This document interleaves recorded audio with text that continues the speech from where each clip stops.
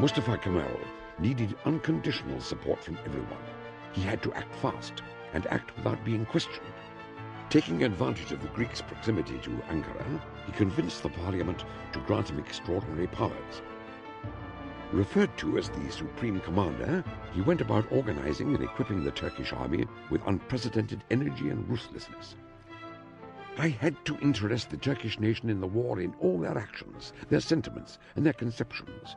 Every single individual in the village, in his home, in the fields, had to consider himself in the same way as those fighting at the front. He not only could fight the army and command it, but he had to build it. And he had to get some acceptance from the Turkish people, and he had to generate resources, and he had to design equipment, and he had to train the entire organization from scratch. That's really, in my judgment, a tremendous accomplishment. Following Mustafa Kemal, every Turk rallied his last for him and for their independence. After the Greek armies advanced to within 51 kilometers of Ankara, everything rested in the fight that would take place on the banks of the river Sakarya. Mustafa Kemal was there to personally command his troops. You will no longer have a line of defense, but you will have a surface of defense. Retiring groups will halt when they can, but the whole line will not retire to form a new front. All of Turkey shall be our surface of defense. He also promised execution to anyone who retreated without his specific orders.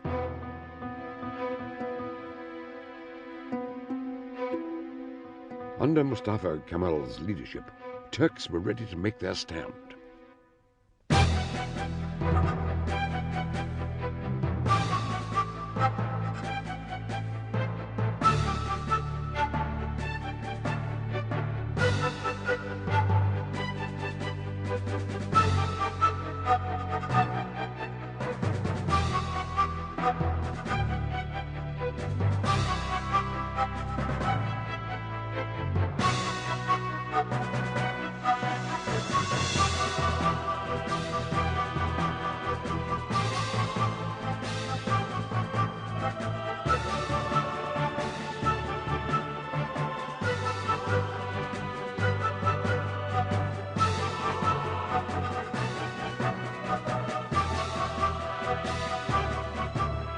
After 22 days and nights of fierce fighting, the Greek advance had finally been stopped.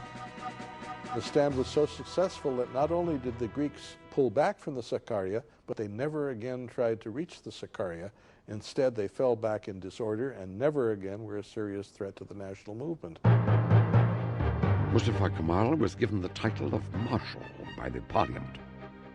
His reputation not only spread within the country, but also in the East, among the colonies of the British Empire. Within 2 years of his arrival in Anatolia, Mustafa Kemal was able to open a parliament, recapture Turkish territories in the east and the south, break the unity of the Allies, and isolate the Greeks. He felt stronger and more confident than ever. What remained was the last blow against the Greeks and their British sponsors. The rebel was about to become the savior he had always dreamed of. As Mustafa Kemal prepared for his decisive attack against the Greeks, his life, as well as the city of Ankara, were changing. The newly formed Soviet Union had opened an embassy in the city, while many other government buildings were also being erected. Fikriye, with her unshakable devotion for Mustafa Kemal, made a warm home life for him, while many people joined him nightly to discuss his plans for the future of the country. Once, after dinner, when Fikriye asked him about marriage, he replied, "I am married to the Turkish nation." After a year of careful planning and total secrecy, Mustafa Kemal decided that the morning of August the 26th would be the day of judgment. Surprising his commanders, he decided to attack the Greeks at their strong point of Afyon, described as impregnable by British engineers. Gathering his troops in secret and devising some false maneuvers to mislead the enemy, he prepared for battle.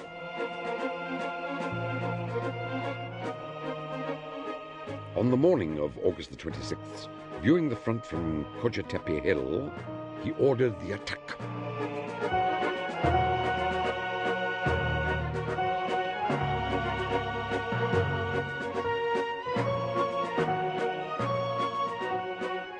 Victory was immediate.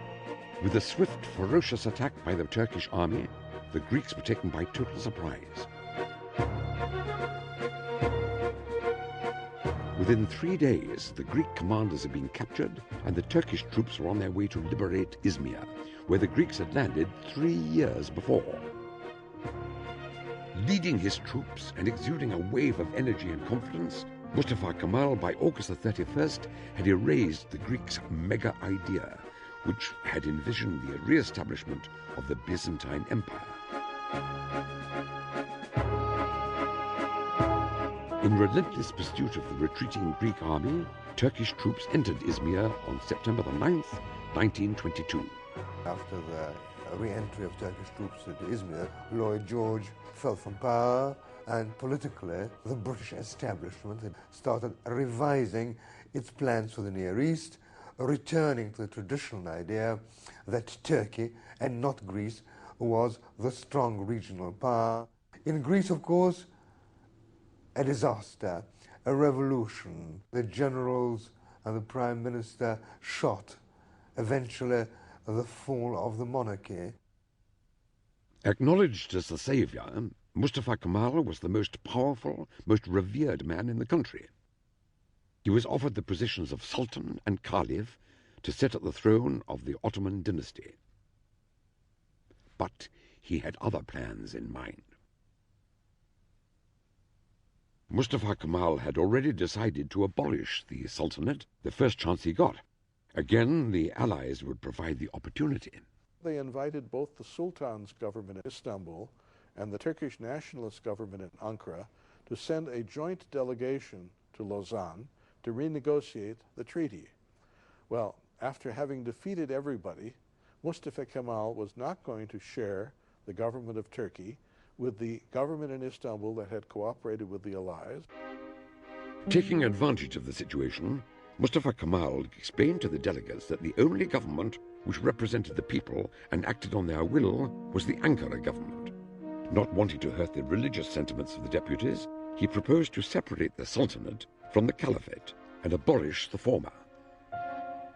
Heated arguments broke out. At one point, the discussions became so intense as to force Mustafa Kemal to remark, "If the proposition is not accepted, some heads will be cut off." It was sufficient. The Sultanate was abolished. Ending the anomaly of two governments, Mustafa Kemal turned his eyes to the Lausanne Peace Conference, where his newly appointed foreign minister, Ismet, represented the nationalists. Acting on strict orders from Mustafa Kemal himself, Ismet made it clear to the Allies that they were dealing with a new government, which demanded equality and respect. After months of deliberation, the Turkish delegation was able to gain Turkey's complete independence in political, economic, and military matters. The country's borders, with only slight modifications, were those that Mustafa Kemal had presented in 1907 and later named in the National Pact.